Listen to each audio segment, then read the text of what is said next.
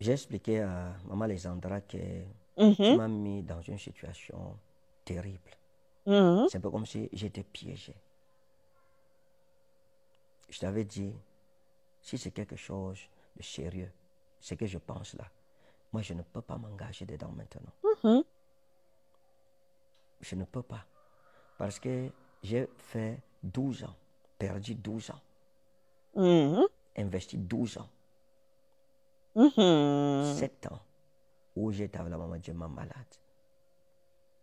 J'ai souffert, j'en ai souffert. mhm, Et 4 ans de veuvage où j'ai souffert. Ma famille a souffert avec moi. Mes amis ont mhm, souffert mhm. avec moi. Beauté à tout le monde et bienvenue sur Opinion TV. Dans une vidéo devenue virale, le prophète Ekane explique la raison de son divorce avec sa nouvelle épouse. Les réactions n'ont pas tardé et plusieurs chrétiens, plusieurs internautes se sont demandé mais pourquoi il est venu sur les réseaux sociaux étaler sa vie privée ou comment lui étant prophète il peut abandonner sa femme pendant une période, pendant la maladie. Les autres encore ont dit, le prophète n'a-t-il pas demandé la volonté de Dieu avant de s'engager? Toutes ces questions-là, il y en a plusieurs, mais j'ai épinglé juste quelques réactions comme ça.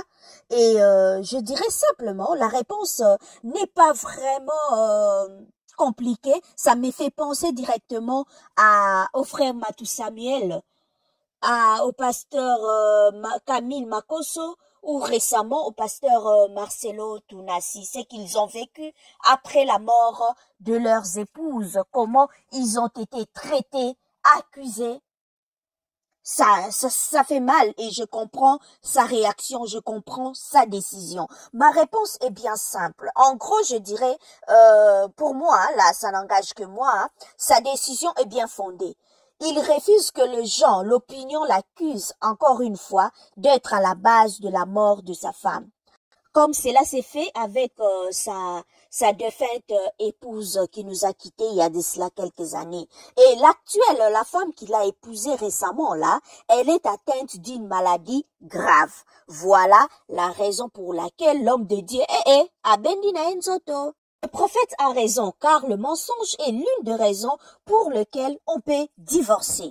Pour la petite histoire, le prophète Ferdinand Ekane, père d'une petite fille de sa précédente union, était veuf depuis 4 ans. Avant la mort de sa femme, il a vécu 7 ans de souffrance causée par la maladie.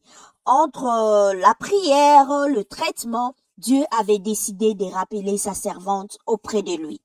Et cela avait suscité de réactions très mitigées. Plusieurs ont pointé du doigt l'homme de Dieu, l'accusant d'être le responsable du décès de son épouse.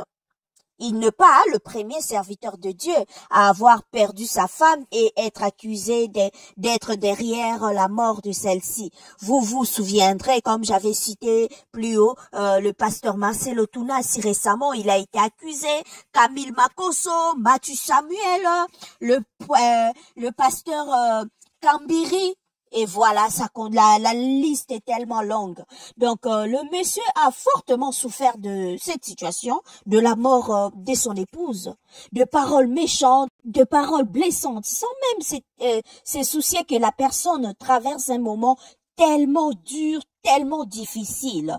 Et cela venait de païens, de chrétiens, et vous savez tous, le chrétien, précisément le chrétien africain, s'il est décidé de te manger dans toutes les sauces, vous connaissez la suite.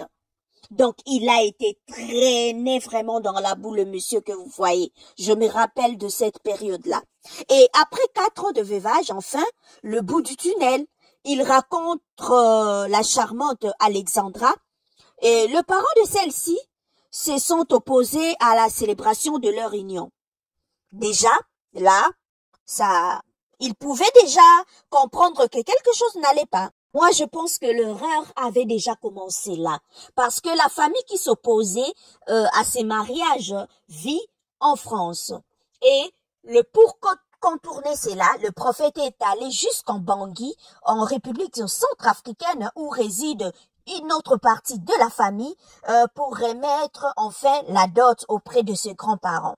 C'est ça même qui est bizarre. C'est un schéma un peu bizarre parce que une famille s'oppose et tu vas dans une autre partie de la famille afin de remettre la dot alors que le mariage doit être quelque chose qui unit et non qui divise. Voilà, la faute, l'erreur commence déjà là. On continue. Au mois de novembre, ils se sont mariés et 3 mois après leur mariage, le couple vole en éclats.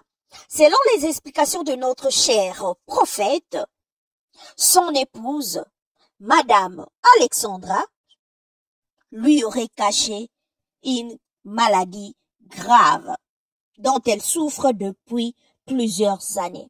Après avoir appris la nouvelle, l'homme de Dieu décide de mettre fin à son mariage ou à ses mariages. Jusque-là, nous avons seulement la version de l'homme de Dieu. Selon lui, il avait demandé, il avait posé la question avant le mariage à sa fiancée s'il y avait quelque chose, elle avait quelque chose à lui dire parce que il ne veut pas vivre ou souffrir encore, subir encore tout ce qu'il a vécu lors du décès de sa défunte épouse. Comme je disais tout à l'heure, jusque-là, nous n'avons que la version de l'homme. On ne sait pas. Chez nous, au Congo, on dit « Mokondi ya maelamu, mokondi ya maeliele, aliakani ya maelito imokoti ».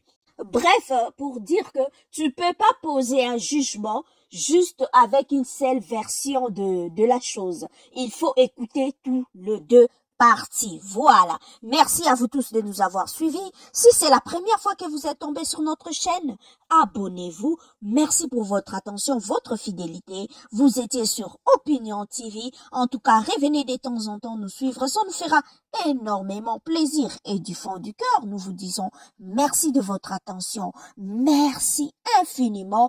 Bonne année 2025. Merci et ciao, ciao.